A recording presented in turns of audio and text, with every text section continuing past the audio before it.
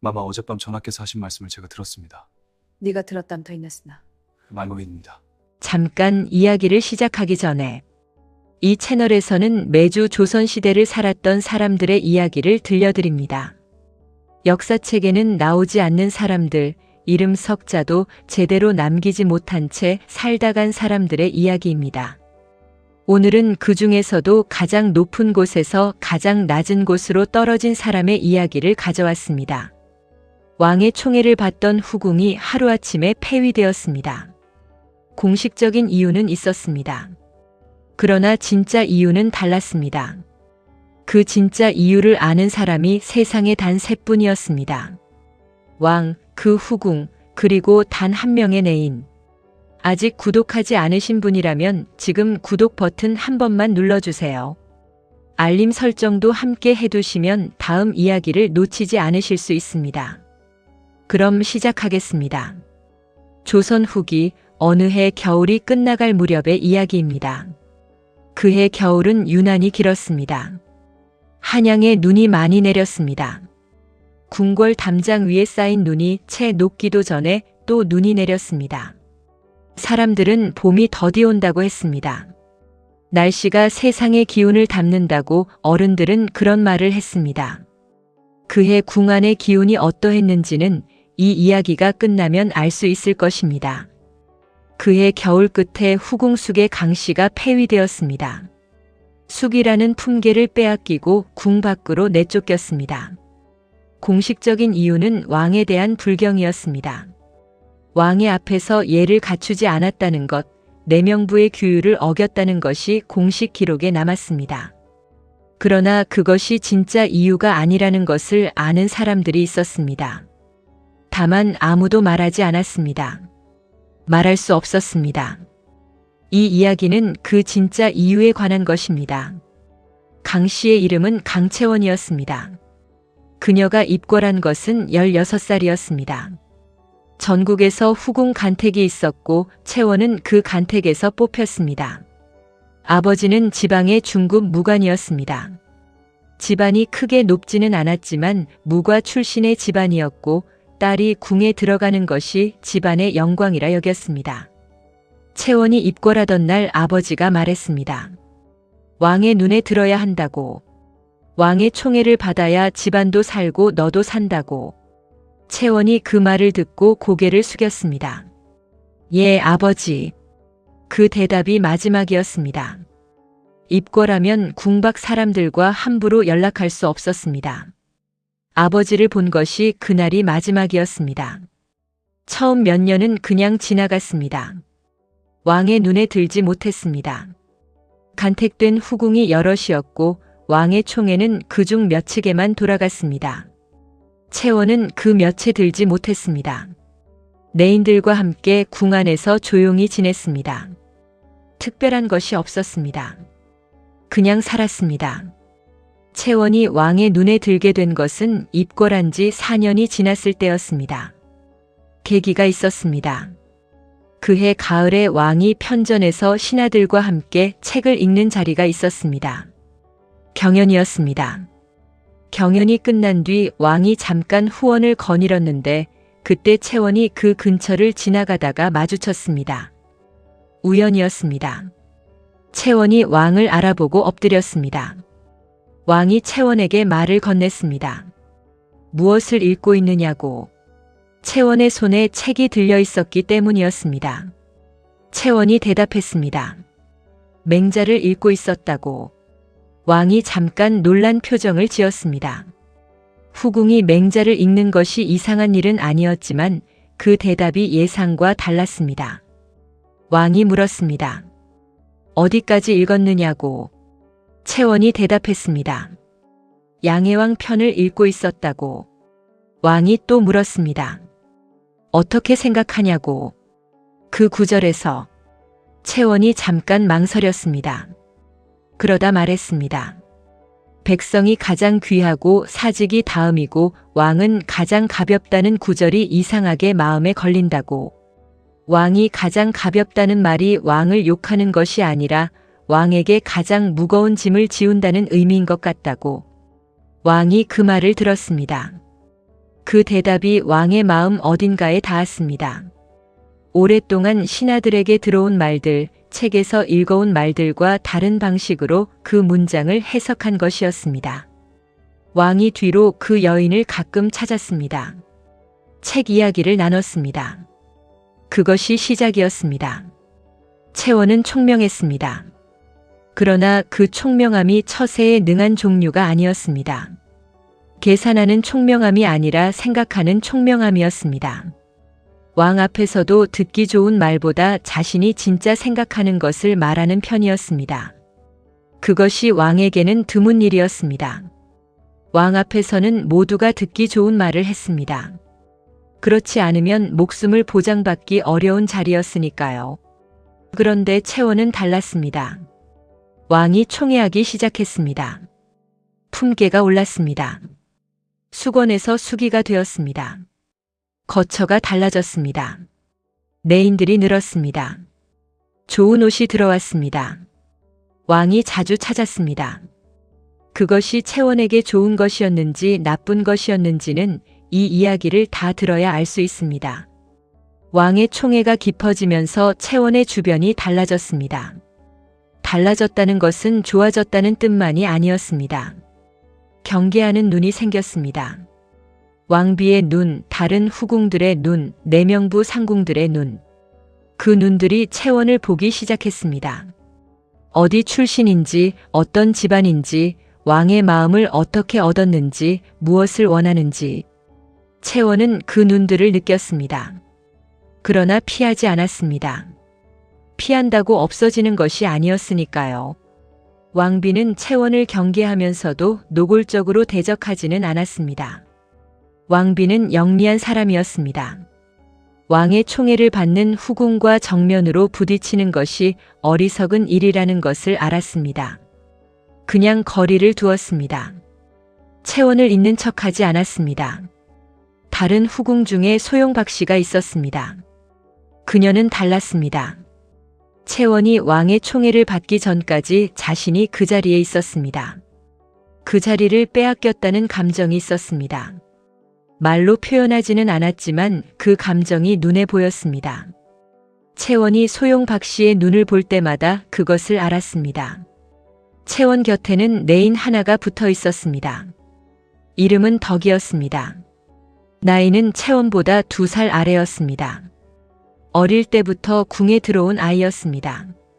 부모가 없었습니다. 궁이 전부인 사람이었습니다. 덕이는 채원에게 진심이었습니다.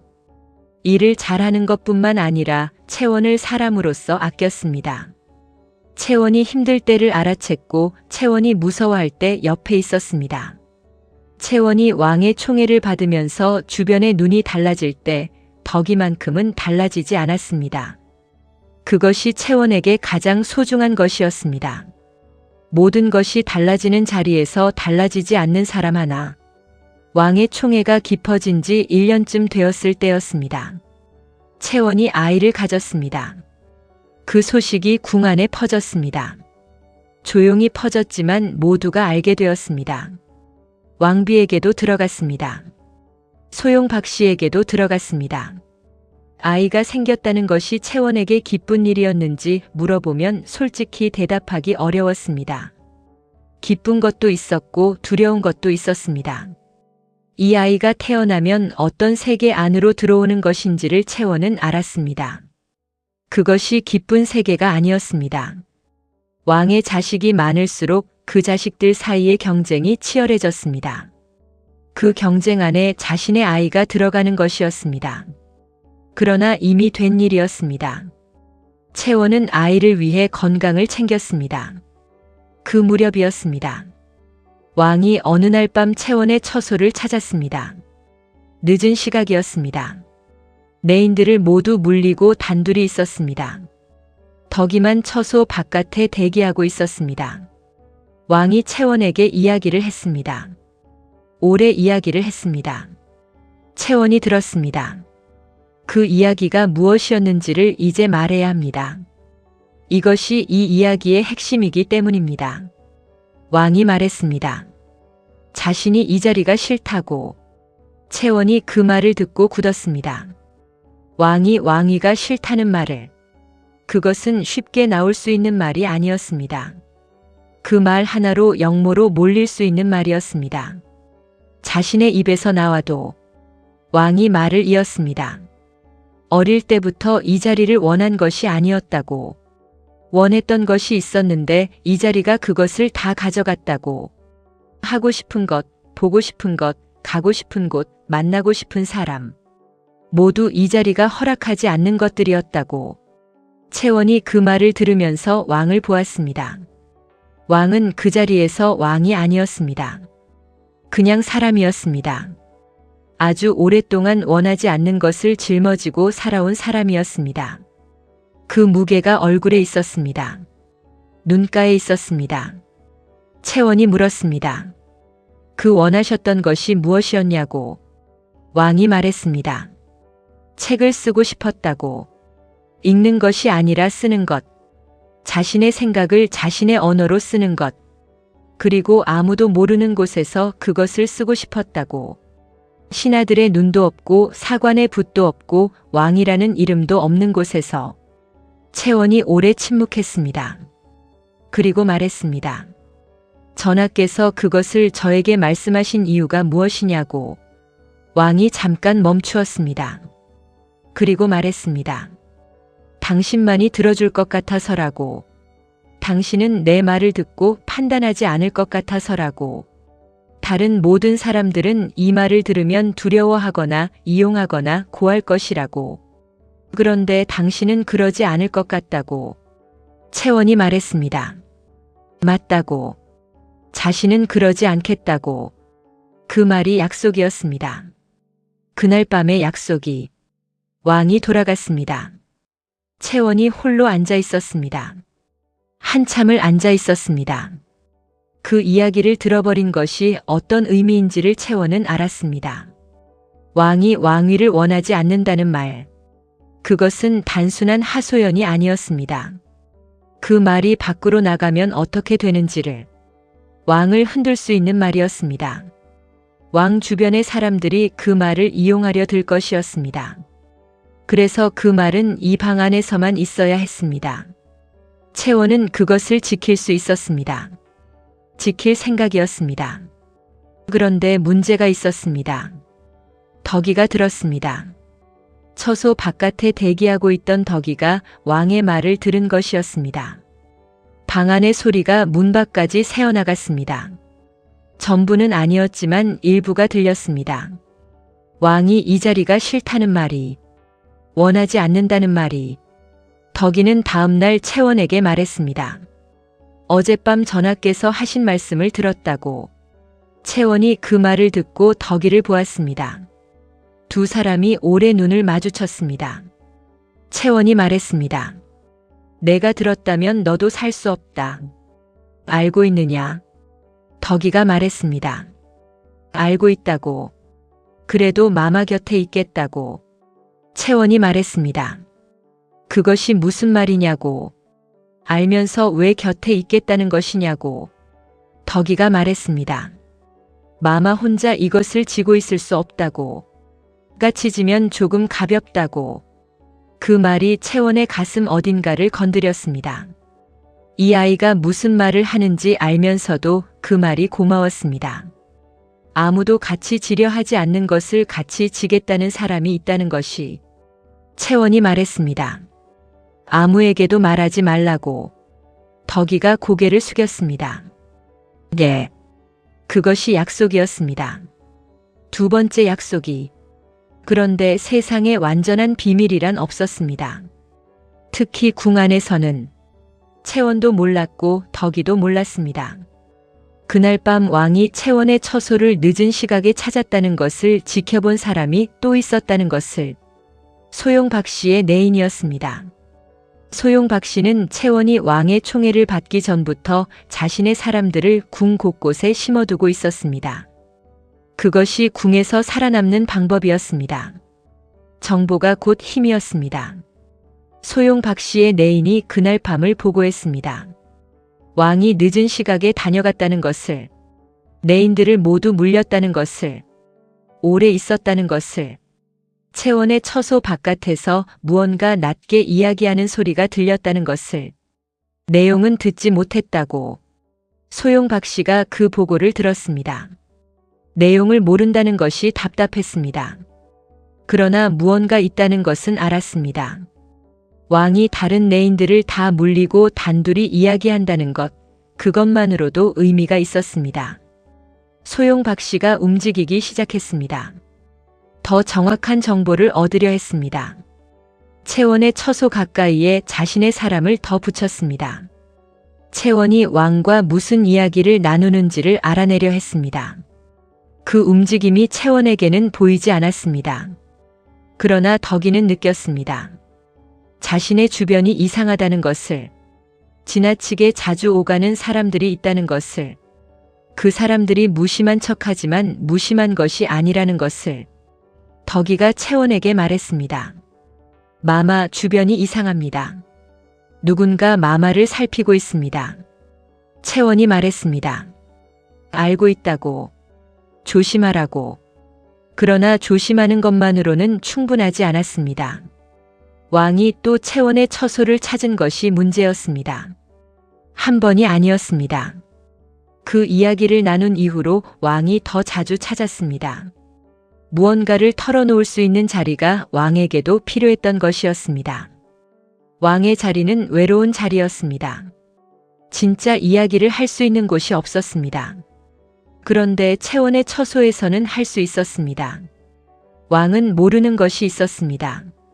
자신이 채원에게 하는 말들이 채원을 위험하게 만들고 있다는 것을 채원은 알았습니다. 그러나 왕에게 말할 수 없었습니다. 왕이 그 이야기를 나눌 자리가 없다는 것을 알기 때문에 자신이 그 자리를 닫아버리면 왕이 그 무게를 혼자 지는 것이었습니다. 그것을 할 수 없었습니다. 그래서 채원은 그냥 받았습니다. 왕이 오면 들었습니다. 왕이 하는 이야기를 들었습니다. 그리고 그 이야기들을 방 안에 가두었습니다. 그 사이에 소용 박 씨가 조각들을 모으고 있었습니다.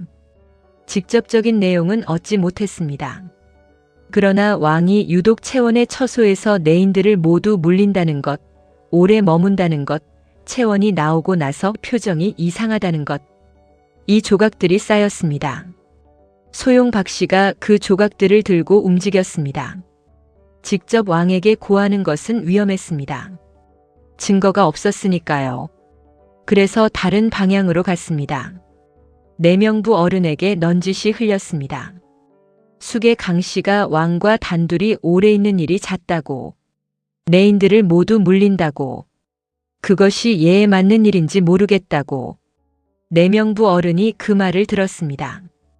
직접적인 내용이 없었지만 의심을 심기에는 충분했습니다. 내명부에서 채원을 살피기 시작했습니다. 채원은 그것을 알아챘습니다. 덕이가 먼저 말해주었습니다. 내명부의 시선이 달라졌다고, 무언가 조사가 시작된 것 같다고. 채원이 덕이에게 물었습니다. 어디서 새 나간 것 같냐고. 덕이가 말했습니다. 확실하지 않지만 소용 박 씨 쪽 같다고. 채원이 오래 생각했습니다. 내용은 알려지지 않았습니다. 그러나 의심을 받는 것 자체가 문제였습니다. 의심을 받으면 조사를 받습니다. 조사를 받으면 어디선가 무언가가 나올 수 있습니다. 완전한 비밀이란 없었으니까요. 채원이 결정을 내려야 했습니다. 어떻게 해야 하는가? 이 상황에서 자신을 지키면서 왕도 지킬 수 있는 방법이 있는가? 그 방법을 생각하는 사이에 덕이가 말했습니다. 마마, 한 가지 방법이 있다고. 채원이 들었습니다. 덕이가 말했습니다. 마마가 먼저 잘못을 인정하면 어떻겠냐고. 왕에 대한 불경이 있었다고 스스로 고하면, 진짜 이유가 드러나기 전에 다른 이유로 처벌을 받으면 조사가 더 깊이 들어가지 않을 것이라고. 채원이 그 말을 들었습니다. 무슨 뜻인지 알았습니다. 스스로 폐위를 자처하라는 것이었습니다. 진짜 이유가 드러나기 전에 가짜 이유로 먼저 나가는 것이었습니다. 그렇게 하면 조사가 더 깊어지지 않습니다. 왕의 말이 밖으로 나가지 않습니다. 채원이 말했습니다. 그러면 나는 궁에서 나가게 된다고. 덕이가 말했습니다. 예, 마마. 그러나 살 수는 있다고. 채원이 말했습니다. 아이는 어떻게 되냐고. 뱃속에 아이가 있는데 자신이 폐위되면 아이는. 덕이가 말이 없었습니다. 그것이 가장 어려운 부분이었습니다. 채원이 폐위되면 아이도 지위가 달라졌습니다. 태어나기도 전에 지위가 달라지는 아이였습니다. 채원이 오랜 밤을 보냈습니다. 그 밤에 채원이 생각한 것들이 무엇이었는지는 알 수 없습니다. 자신의 안위였는지, 아이의 미래였는지, 왕의 비밀이었는지, 덕이의 안전이었는지, 어쩌면 그 모든 것이었을 것입니다. 날이 밝았습니다. 채원이 덕이에게 말했습니다. 그렇게 하겠다고. 덕이가 고개를 숙였습니다. 눈물이 났습니다. 숨겼지만 채원이 보았습니다. 채원이 말했습니다. 울지 마라. 내가 결정한 것이다. 덕이가 고개를 들었습니다. 눈가가 붉었습니다. 채원이 스스로 내명부에 고했습니다. 왕을 모시는 예의 소홀함이 있었다고. 자신의 처소에서 규율을 어겼다고. 처벌을 받겠다고. 그 고함이 내명부를 통해 왕에게 전해졌습니다. 왕이 그 말을 들었습니다. 왕은 알았습니다. 무슨 의미인지를. 채원이 왜 스스로 그 말을 했는지를. 그 말이 진짜가 아니라는 것을. 채원이 무언가를 지키기 위해 그 말을 했다는 것을. 왕이 채원을 불렀습니다. 단둘이 마주 앉았습니다. 왕이 말했습니다. 왜 이런 일을 했느냐고. 채원이 말했습니다. 전하의 말씀이 새어나가면 안 된다고. 지금 주변이 위험하다고. 더 깊이 들어오기 전에 막아야 한다고. 자신이 나가면 조사가 멈춘다고. 왕이 말했습니다. 그러면 너는 어떻게 되느냐고. 채원이 말했습니다. 살 수는 있다고. 궁 밖에서. 왕이 말이 없었습니다. 채원이 말했습니다. 전하, 저는 이 자리가 두렵지 않습니다. 처음부터 이 자리가 목표였던 것이 아니었습니다. 그러나 전하의 그 말씀이 밖으로 나가면 어떻게 되는지는 압니다. 그것을 막을 수 있으면 막아야 합니다. 왕이 오래 채원을 보았습니다. 그리고 말했습니다. 아이는 어떻게 할 것이냐고. 채원이 말했습니다. 아이는 태어나면 궁에서 자라야 한다고. 자신이 데리고 나갈 수 없다고. 그것이 가장 마음이 무거운 부분이라고. 왕이 말했습니다. 아이는 내가 지키겠다고. 채원이 고개를 숙였습니다. 그 고개를 숙이면서 눈물이 났습니다. 숨기지 않았습니다. 그냥 흘렸습니다. 그것이 두 사람의 마지막이었습니다. 폐위가 결정되었습니다. 공식 이유는 왕에 대한 불경이었습니다. 내명부의 규율을 어겼다는 것이었습니다. 기록에는 그렇게 남았습니다. 아무도 진짜 이유를 몰랐습니다. 내명부 어른도 소용 박씨도 왕비도. 왜 갑자기 스스로 고했는지, 그 뒤에 무엇이 있었는지. 소용 박씨는 처음에 자신이 이긴 것이라고 생각했습니다. 자신이 흘린 의심이 효과를 낸 것이라고 생각했습니다. 그러나 나중에 생각할수록 이상했습니다. 채원이 너무 쉽게 나갔습니다. 싸우지 않고 저항하지 않고. 그것이 이상했습니다. 그러나 이유를 알 수 없었습니다. 채원이 궁을 나가던 날이었습니다. 덕이가 채원을 배웅했습니다. 궁문까지 따라갔습니다. 궁문 앞에서 두 사람이 마주 섰습니다. 채원이 말했습니다. 너는 궁에 남아야 한다고. 아이를 지켜달라고. 아이 곁에 있어달라고. 덕이가 말했습니다. 마마가 없는 궁이 무슨 의미가 있냐고. 자신도 나가겠다고. 채원이 말했습니다. 안 된다고. 내가 나가면 아이 곁에 아무도 없다고. 내가 있어야 한다고. 덕이가 눈물을 흘렸습니다. 이번에는 숨기지 않았습니다. 그냥 흘렸습니다. 채원이 말했습니다. 울지 말라고. 그러면 나도 울 것 같다고. 덕이가 말했습니다. 마마는 울어도 된다고. 채원이 잠깐 웃었습니다. 그리고 눈물이 났습니다. 두 사람이 국문 앞에서 잠깐 그러고 있었습니다. 그리고 채원이 돌아섰습니다. 국문이 닫혔습니다. 채원이 궁 밖을 걸었습니다. 겨울이 끝나가고 있었습니다. 땅이 조금씩 녹고 있었습니다. 발밑에서 흙냄새가 올라왔습니다. 오랫동안 밟지 못했던 땅이었습니다. 궁 안의 돌바닥이 아닌 흙이었습니다. 그 촉감이 낯설었습니다. 낯설면서 이상하게 아팠습니다. 채원이 어디로 갔는지는 기록에 없습니다. 궁 밖에서의 삶을 기록하는 사람이 없었습니다. 폐위된 후궁의 이후는 기록되지 않았습니다. 다만 덕이를 통해 전해진 이야기가 있었습니다. 채원이 한양에서 멀리 떠났다고, 어느 지방에 자리를 잡았다고, 아이를 낳았다고, 그 아이가 아들이었다고, 그 아들을 채원이 직접 키우지 못했다는 것도, 태어나자마자 궁으로 들어갔다는 것도, 그 아이가 나중에 어떻게 되었는지는 또 다른 이야기입니다. 이 이야기에서는 그것을 다 담지 않겠습니다. 덕이는 궁에 남아서 그 아이 곁에 있었습니다. 채원의 부탁대로 아이를 돌보는 내인 중 하나가 되었습니다. 아이에게 채원에 관한 이야기를 직접 하지는 않았습니다. 할 수 없었습니다.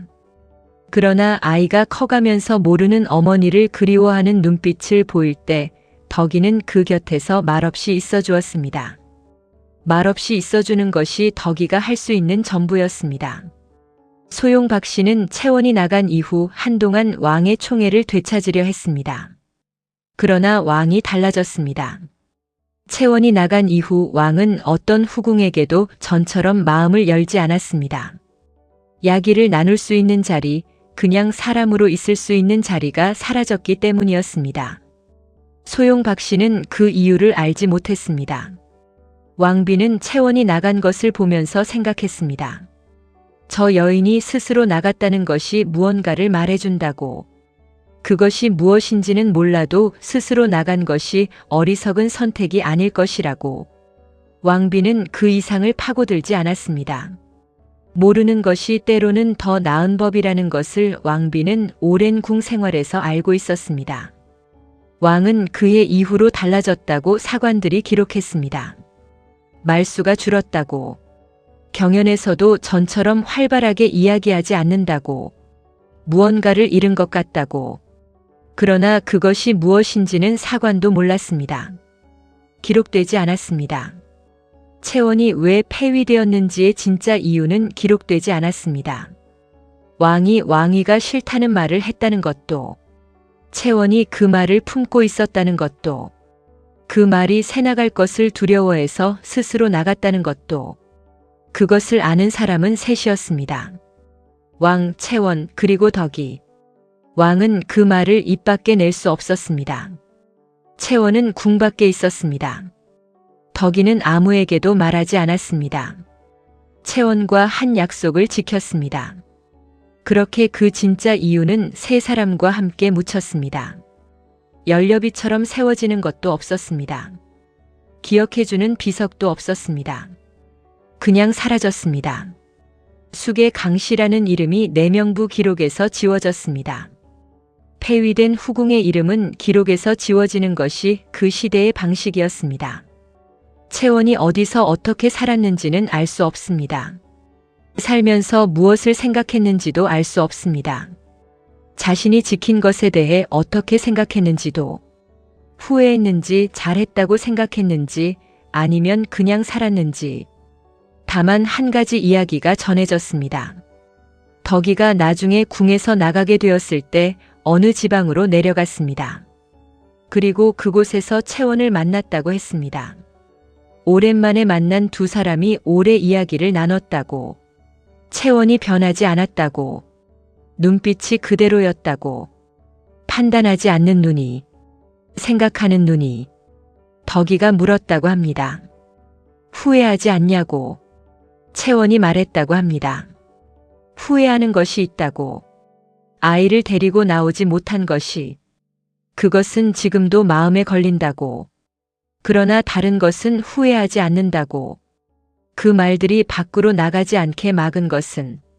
그것은 잘했다고 생각한다고. 덕이가 말했다고 합니다. 마마가 지킨 것이 무엇이었는지 이제는 말할 수 있냐고. 채원이 잠깐 생각했다고 합니다. 그리고 말했다고 합니다. 한 사람이라고. 왕이기 전에 사람인 한 사람을 지킨 것이라고. 그것이 전부라고. 덕이가 그 말을 들었습니다. 그리고 오래 기억했습니다. 그 말이 이 이야기가 지금 여기까지 온 이유입니다.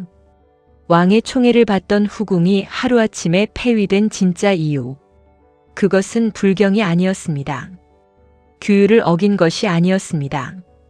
왕이 한 사람으로서 한 말을 지키기 위해서였습니다. 그 말이 세상에 나가면 어떻게 되는지를 알면서 그 말을 방 안에 가두기 위해서였습니다. 그것이 공식 기록에는 불경으로 남았습니다. 기록이 진실을 담지 않는 것이 있습니다. 기록은 기록하는 사람이 담고 싶은 것을 담습니다. 담고 싶지 않은 것은 담지 않습니다. 숙의 강씨 채원의 이야기는 기록 밖에 있었습니다. 그리고 덕이라는 내인의 기억 안에 있었습니다. 그 기억이 누군가에게 전해졌고 그 누군가에게서 또 전해졌고 지금 여기까지 왔습니다.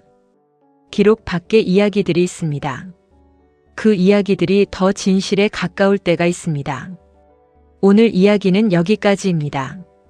강채원이라는 후궁이 실제로 있었는지는 알 수 없습니다. 그러나 이런 사람은 분명히 있었을 것입니다. 조선의 궁 안에서 자신의 아내보다 다른 사람의 비밀을 지키는 것을 선택한 사람이, 그리고 그 선택이 기록의 불경으로 남은 사람이, 이름도 남지 않고 기억도 남지 않고 그냥 사라진 사람이. 끝까지 들어주셔서 감사합니다. 이 이야기가 마음에 남으셨다면 구독과 좋아요 한 번씩 부탁드립니다. 댓글로 여러분의 생각도 꼭 남겨주세요. 채원의 선택이 옳았다고 생각하시나요? 여러분이라면 어떻게 했을 것 같으신가요? 기록 밖에 있는 사람들의 이야기를 앞으로도 계속 찾아서 들려드리겠습니다. 다음 이야기도 기다려주세요.